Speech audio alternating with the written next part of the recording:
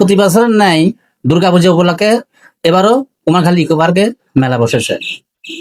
তাই আমরা মেলাতে ঘুরতে আসছি, দেখা যাক কি খাওয়া যায় আর কি কি মেলাতে পাওয়া যায়। এখানে এসে অনেক ধরনের চপ দেখতে পেলাম এই দোকানে। তার মধ্যে থেকে আমি একটা বেছে নিলাম লেচাইছে একটা খাবার, রসুনের চপ। রসুনের চপ আসলে কোনোদিন খাইনি, খেতে আসলে খুব মজা, আসলে খুব সুস্বাদু। এই মেলাতে অনেক দূর দূরান্ত থেকে দেখতে পাচ্ছি, কেউ ভ্যানে, কেউ মোটর সাইকেলে, কেউ হেঁটে বিভিন্ন রকমের পোশাক পরে বেড়াতে যাচ্ছে।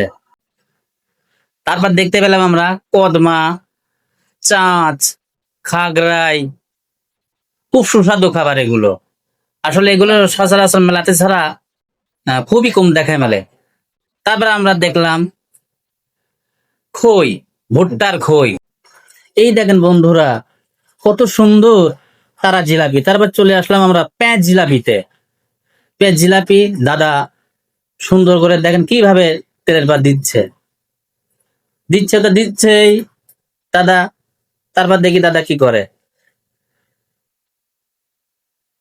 খুব সুন্দর, একদম গরম গরম টাটকা জিলাপি। তারপরে দাদা ওখান থেকে নিয়ে দিল হচ্ছে কিসের ভিতরে, মিষ্টির ভিতরে। তারপর হয়ে গেল মজাদার একটা খাবার জিলাপি।